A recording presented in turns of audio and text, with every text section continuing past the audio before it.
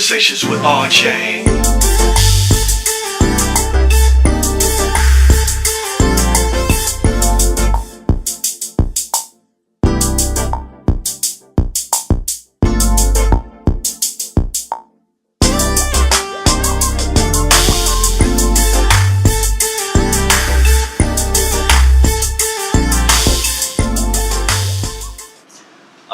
Sean, a particular question that I ask artists, whether they're gospel artists, secular artists, is that we have artists now, or I see artists now, that are suffering from mental illness. They have breakdowns. They're doing other things. They're going to clubs. They're going to drugs. Sure. So I just wanted to be crystal clear and transparent as far as what's going on in the industry, and why Sure. I think that happens. I mean, it's a situation that no one really wants to speak about, but being that I do have this platform, I want to speak into people that might be discouraged or might be depressed. You spoke about depression. You're doing well, but you're still depressed. Because there's other things that are going on in their lives that they probably have not addressed. And I want you to speak to that as well. Sure. One thing about, and I don't have this all down, but just being around and being in the industry, for as long as I've been in it, one of the things, and I said that originally, I said, rather than focusing on reaching people, be the best that you can Right. be and allow the law of attraction to Right. come. So what happens when you reach outside of yourself? Right. You lose yourself. Right. And by the time you come to yourself, Good. you're in a place, Right. and the real self is somewhere way back many years ago. Right. And now you have either, you have the choice of, do I continue this facade? Right. Do I drop everything Right. because the lights are on me? Right. What's going to be the impact Mm-hmm. financially, socially? Right. And can I handle that if I decide to say, I'm going to hang it up? Right. You see what I'm I saying? understand. So you have all of these things running through the artist's mind, Mm-hmm. and whether they're gospel or secular or what, whether they're a minister or whether they're a motivational speaker, what an athlete, anybody in the entertainment, Right. it's all globally we recognize it as the entertainment business. Right. Okay, and so when you reach outside of yourself, you're going to lose yourself. Right. And so what happens is, and we get baited Right. very, very, very hard Wow. because of our gifts, our talents, and our abilities. Mm-hmm. We get baited outside of ourselves. Once you come outside of yourself, you lose your identity, you lose your soul, you lose your ethics, Wow. all of the above. Right. Your intelligence, because it's no longer yours. You came outside of yourself to gain a platform to express yourself. Okay. Wow. Okay. Now, let me write for you. Right. Now, let me handle your business. Right. Now, and by the time you look up, they bait you with the big house, the big car, the lights, your name and life, all that, etc., so forth. And by the time you come to yourself, because it is guaranteed that all of us will come to ourselves. Right. Where are you? Are you with yourself? Did you lose yourself? Right. That's a good question. Where are you? I want to ask a question also. When the music stops, I've gone to many conferences. I've been to a lot of conventions and stuff like that. Okay. And there's a lot of things going on. Sure. But when the music stops and you're by yourself, and you're offered to do things that is not necessarily your character, there's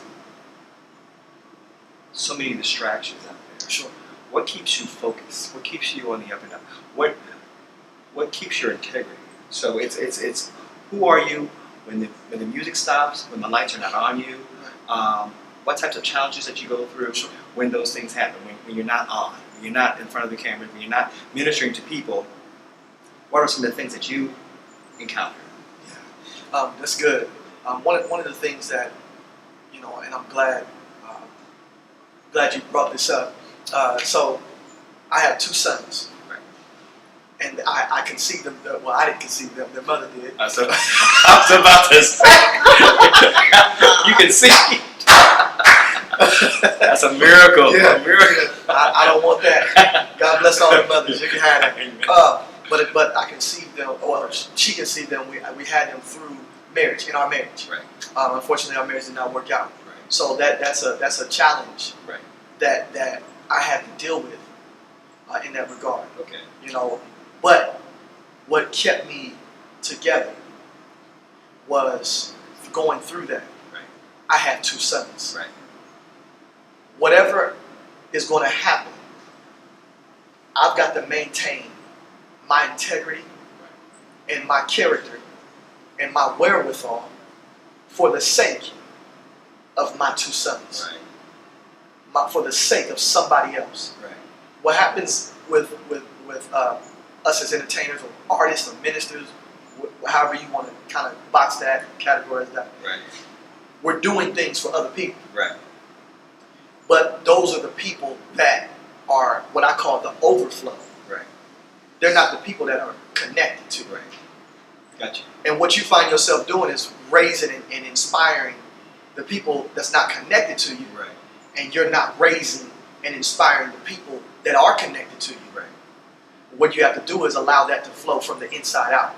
So what I begin to do is angle everything, okay, what I'm doing has to benefit my sons. Right. If and people connected to me. If I died today and they wanted to know what's on my social media pages, or they wanted to find out about me, when they look on my social media pages, when they listen to music, or when they listen not just my music, but when they find out those pages and those things, because now your life is on social media now, period. In that regard. So they can look you up all kinds of ways. But if they were to look me up, what would they see? Wow. Wow. What would they see? Beyond the music, what would they see? Wow. If my sons never seen anything else, if they didn't know I did what I did, Right. and they had to look me up, so I use my platform like a time capsule. Right. Although it's inspiring other people on the outside, Mm-hmm. in my mind, I'm leaving a legacy for them. Because one day when I'm not able to do this, or I don't do it to the extent that I used to do it, Right. and they look back and say, "Hey, I want to show y'all my My dad." dad. Right. They're gonna find all kinds of things, Right. and they say, "Man, this was a really a thoughtful person. He was okay. I don't see him acting out. I don't see him. I didn't hear those things. I'm Right. sure everything wasn't hunky dory with him, but I don't see that." Exactly. And that was the legacy that my father left me. Awesome. When he passed away, there were many things that you find out in the early times of life and et cetera, so forth. But what I would say to people, I would say, but that's not the dad or the man that I knew. Right. And so I angled that same thing. And I think that if we all collectively think of these things like, man, this is just a time capsule. We just here for a little while. Right. But your works Yeah. will outlive you. Exactly. What you did will Right. outlive you. Right. That and the good stuff and the bad. Awesome. Do the best you can Right. to leave the best good that you can leave, Right. because that's what's going to speak for you. I like that a lot. I mean, conversations with RJ, main purpose is to empower, to encourage, to enlighten, and that's is what I hope people glean from this when they watch this episode about gospel artists and what they do and how they affect our community, things like that. Also, a question I wanted to ask you before can you sing a little something for our audience here before Absolutely. we end this show? Absolutely. Okay, so what keeps you up? That's a good question. When you go to sleep, what keeps you? What burns in your spirit? Is it souls? Is it people? I mean, tell me what kind of bothers you at night. What keeps me up or what keeps me going when things get rough, or when I don't see how everything is materializing. What keeps me going is, once again, my purpose. Purpose. And when you have a defined purpose, it drives you. And my purpose stems far past my ability. Right.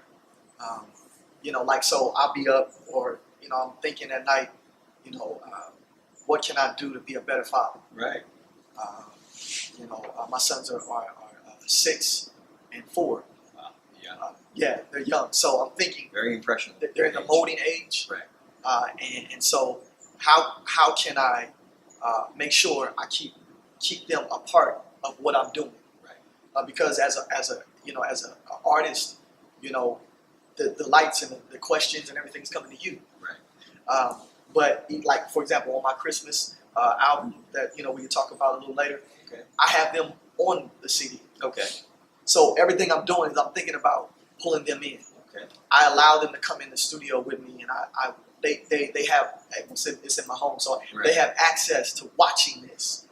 Awesome. So they're taking part of this. They're with me when I'm in church, and you know what I'm saying. And so they're with me. Okay. You So know. tell us about your Christmas album. It's coming out this year, or is it Yes, out already? it's coming out this And year. where can we find it? Second week in December, Second week in December. and it's going to be available all digital outlet stores: iTunes, CD Baby, Amazon, Okay. you name it. We're gonna have it out there. Okay. Do you have a website or? Yes. Okay. Website is www.truescales Okay. SCALES.com. Also, my Facebook page is Sean Scales Music. In that regard, so Sean SEAN Okay. SCALES Music. Absolutely. Yes. That's awesome, man. And before we end the show, I would love for you to give us some type of acapella. Sure. So the audience will know what to expect on this Christmas Okay. album. Or Absolutely. you mind doing that for me? Absolutely. All right. Absolutely. One of the things you were asking is about the song, because I'm a songwriter as well. Right. I've written for a lot of people and things of that nature. Lowell Pye, he used to Okay. sing with Ministander, John P. Key, features with all over the place. Really? Lisa McClendon. Okay. There's an artist, upcoming artist. She was nominated for Stellar Award last year. She'll probably get nominated for one this year. Her name is Monica Lisa Stevenson. I wrote a song for her. It's number 36 on the billboards this year, right now. In that regard, I did 2 years with Keith Wonderboy Johnson. Yes. Wrote for him, and in that regard, worked with Montreal Derrick, a commission. Wow. Keith Staten, a commission, and so Great. getting that start in the background Right. kind of prepared me for understanding copyright, understanding your royalties. I became a publisher and a writer at the age of 15. Wow. So I always had it before anything even was. There's a law of attraction. Right. If you're ready, it will come to you. Wow.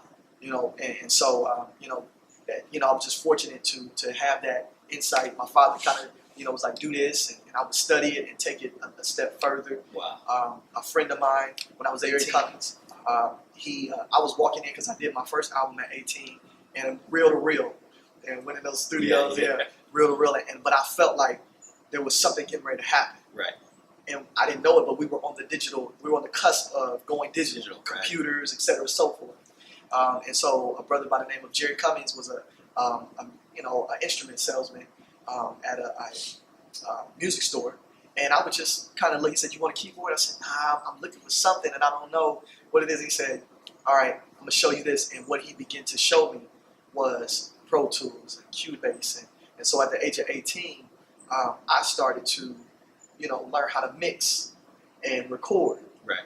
So now, if you bring in the fact that I'm songwriting and presenting, I can present the material, I can make the material, I can give the engineers the information, so I'm Right. speaking their language already. Right. You see what I'm saying? Going in best as prepared as I can Mhm. in that regard, and that law of attraction just kind of comes to Awesome. me. So but as you were saying, the type of style of what are you saying in your lyrics, Right. to give people hope earlier when we were talking. Exactly. And for the Christmas project, I took a old school approach. Okay. So I have a song that's got kids in it, but it's got the James Brown type of feel. Okay. I have one Like that James Brown. I have one that's got like the Temptation type of feel. One that has a Donny Hathaway type of feel. Wow. But it's all me, and I'm not taking from anybody or anything. But I just felt like the soul of Christmas music is kind of dwindling. Right. We're going for the acrobatics and the vocal acrobatics Right. and everything, and we're missing the contact, because people have one thing we have one thing that's in common among many other things. We're souls, Right. and the best type of music is soul music. Amen. And so that's why the title of this the CD is called A Soulful Christmas. A Soulful Christmas. A Soulful Christmas. Okay. And one of the songs is called This Holiday, and it goes kind of like this. If I had only one wish, I would wish that we all would be free. If I could write a Christmas story, this is the way I would want the story to be. I wish that we'd find love and peace and happiness. Oh, yeah. I wish that we find love. Ooh, a love that will never fade on this holiday. Awesome, man. Awesome. Thank you, Awesome. sir. This is an awesome album, man. You have been such a pleasure, Thank you, sir. such a refreshing conversation. Just so you can introduce yourself to my audience and also to encourage Yes. others that might be looking or viewing and want to know how to get into the industry. I really appreciate your time. Thank you so much. I thank God for Kamani that introduced me to you, Yeah, absolutely. and I wish you much success. Thank you so much. I really appreciate you coming, and thank you. Thank you once again. All right, thanks. All right.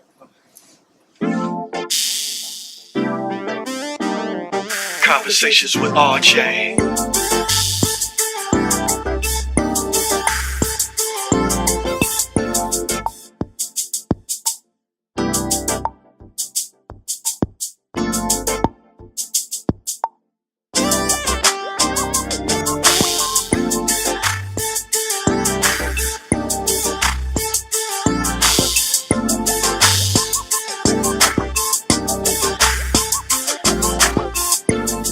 Conversations with RJ.